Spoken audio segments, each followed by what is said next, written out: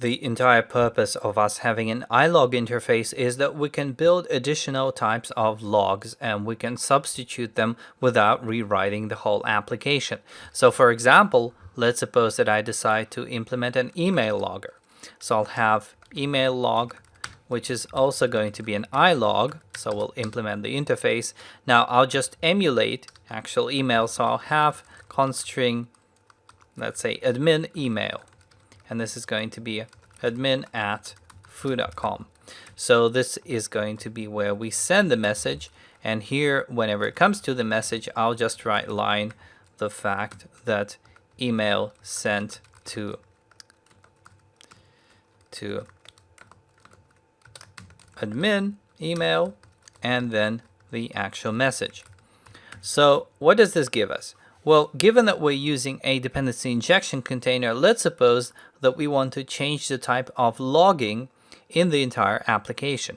Now, in order to change the type of logging, all we have to do is change this one line of code. We have to change the console log into an email log. And that's pretty much it.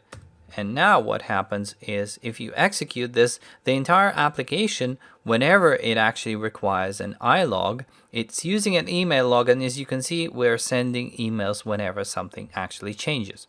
So this is great. Now, one question you might have is, what if I go ahead and I register several classes to supply the iLog interface? So what would actually happen if we had both email log and console log in here?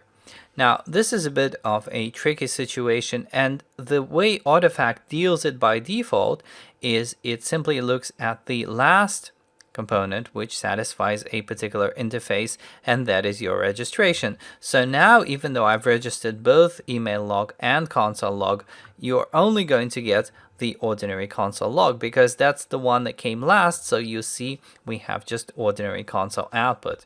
Now, if you want to have these registrations, but you don't want them to replace the default implementation of iLog, what you can do is you can add an additional clause here.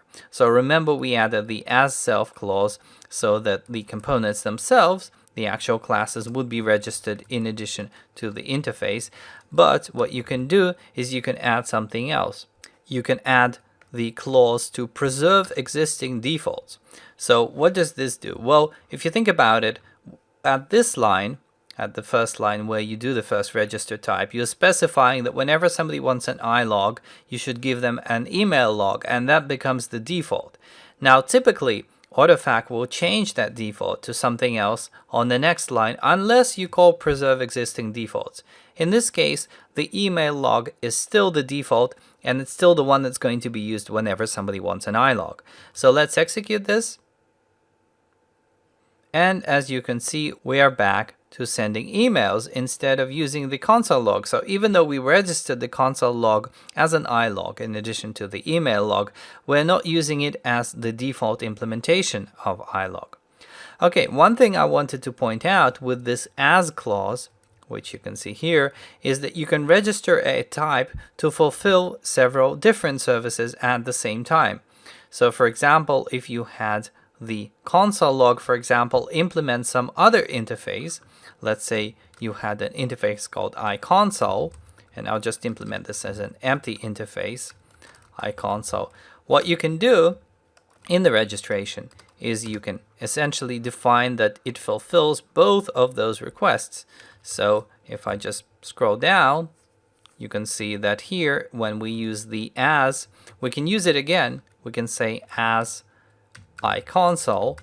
And now what happens is the email log is the default for requests for an iLog or for requests for an iConsole.